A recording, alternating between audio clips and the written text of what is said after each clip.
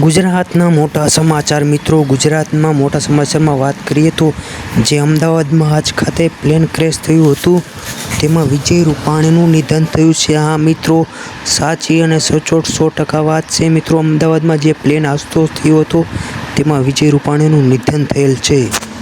વધુ વાત કરીએ તો અમદાવાદ ખાતે શ્રી નરેન્દ્ર મોદી પણ પધારી રહ્યા છે અને પ્લેન ક્રેશમાં 100થી વધુ લોકોના મૃત્યુ થયા તેવી જાણ થઈ રહી છે.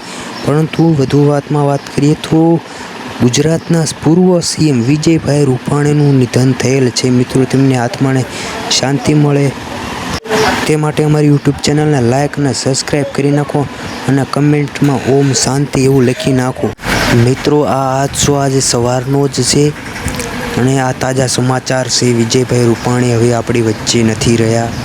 વિજયભાઈ રૂપાણીનું ગુજરાતના સીએમ 2014થી બન્યા હતા ત્યારથી હાલ તો તે આપણી વચ્ચે ઉપલબ્ધ નથી. તેમની આત્માને પ્રભુ શાંતિ આપે. વિજય રૂપાણીના નિધનની વાત સાંભળતા જ નરેન્દ્ર મોદી 1 મિનિટની પણ રાહ ના જોઈ અને સીધા જ નીકળી ગયા અમદાવાદ ખાતે. જે વિદેશની યાત્રામાં નરેન્દ્ર મોદી હતા તે તાત્કાલિક અમદાવાદ ખાતે પધારી રહ્યા છે.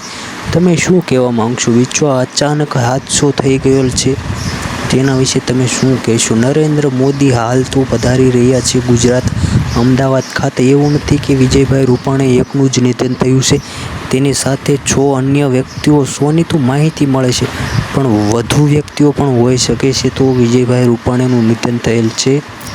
તેમની આત્માને ભગવાન શાંતિ આપે તેવી પ્રાર્થના કરીએ.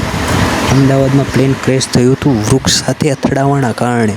વૃક્ષ સાથે અથડાઈને પછી તે એક દિવાલ જે મોટી છે તેની સાથે પ્લેન અથડાયું હતું. તેના કારણે પ્લેન ક્રેશ થઈને મોટી આગ લાગી હતી, જેના કારણે વિજયભાઈ રૂપાણી તેમાં હાજર હતા અને તેમનું ખૂબ જ કકળાટીભર્યું મૃત્યુ થયું છે.